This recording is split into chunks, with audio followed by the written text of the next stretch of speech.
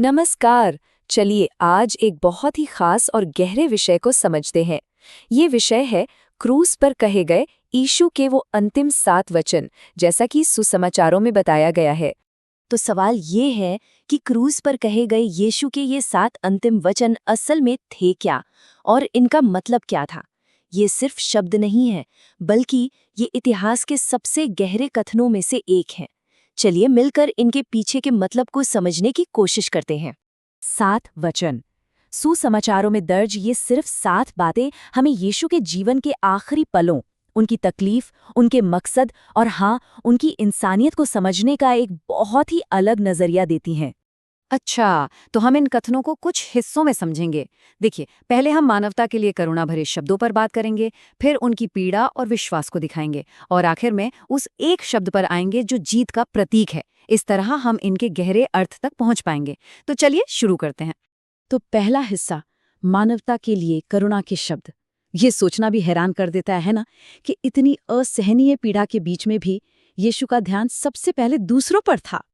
और उनका सबसे पहला वचन था, हे पिता, इन्हें क्षमा कर, क्योंकि ये नहीं जानते कि क्या कर रहे हैं।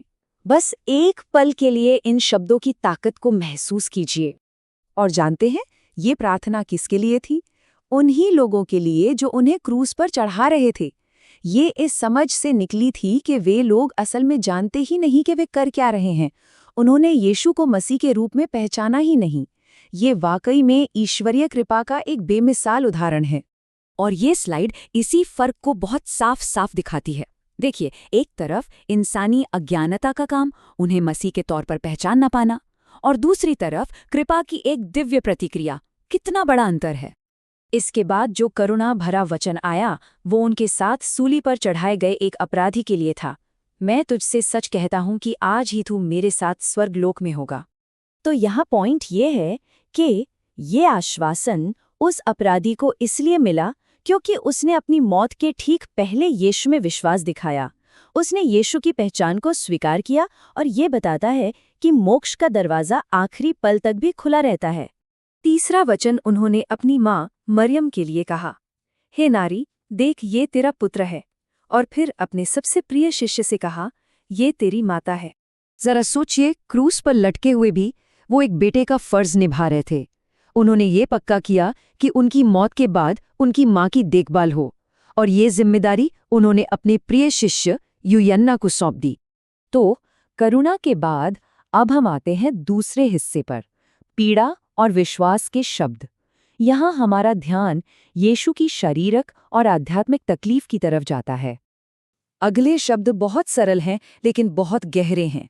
मैं प्यासा हूँ। ये शब्द यीशु की असली इंसानियत की एक जबरदस्त याद दिलाते हैं। लेकिन ये सिर्फ दर्द की एक पुकार नहीं थी, ये असल में एक पुरानी भविष्यवाणी को भी पूरा कर रही थी, खास तौर पर भजन संहिता से। तो जब सिपाहियों ने उन्हें सिरका दिया तो वो भविष्यवाणी भी पूरी हो गई। और अब हम उस पुकार पर आते हैं जिसे शायद क्रूस की सबसे ज्यादा दर्दनाक पुकार माना जाता है, एली एली लामा शबक्तनी, यानी हे मेरे परमेश्वर, तूने मुझे क्यों छोड़ दिया है। इन शब्दों से है ना, परमेश्वर से एक अलगाव, एक सेपरेशन महसूस होता है। धार्मिक नजरिए से ये वो पल था जब यीशु ने दुनिया के सारे पापों का बोझ अपने ऊपर ले लिया, और इसी वजह से पिता परमेश्वर से उनका ये अलगाव हुआ। और हाँ, ये भी भजन संहिता की एक भविष्यवाणी को पूरा करता है। और इसी गहरी पीड़ा के बीच से हम विश्वास की तरफ बढ़ते हैं, जब यीशु कहते हैं, हे पिता, मैं अपनी आत्मा तेरे हाथों में सौंपता हूँ। ये स्टेटमेंट बहुत पावरफुल है।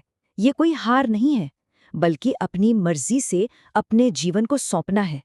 ये परमेश्वर पर अटूट भरोसे को दिखाता है, और ये इशारा देता है कि उनका बलिदान स्वीकार कर लिया गया है। और यहाँ से हम पहुँचते हैं आखिरी और शायद सबसे जरूरी हिस्से पर, विजय का एक शब्द। इसे हार की तरह नहीं, बल्कि एक जीत के तौर पर देखना चाहिए। बस एक शब्द जो सब कुछ कह देता है, पूरा हुआ। तो इसका मतलब क्या था? इसका मतलब ये नहीं था कि मैं हार गया। इसका मतलब था मिशन पूरा हुआ, यानी पीड़ा खत्म हुई, पिता का काम पूरा हो गया, पाप का कर्ज चुका दिया गया, और हमेशा के लिए उद्धार का रास्ता मिल गया। ये एक विजयी घोषणा थी। तो हमने इन 7 वचनों को देखा, चलिए अब इन सबको एक साथ जोड़कर देखते हैं कि इनकी पूरी तस्वीर क्या बनती है और इनका गहरा अर्थ क्या निकलता है।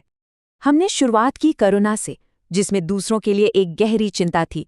फिर हम गुजरे मानवीय और आध्यात्मिक पीड़ा से। उसके बाद हमने देखा अटूट विश्वास, और अंत में मिशन के पूरा होने के साथ मिली विजय।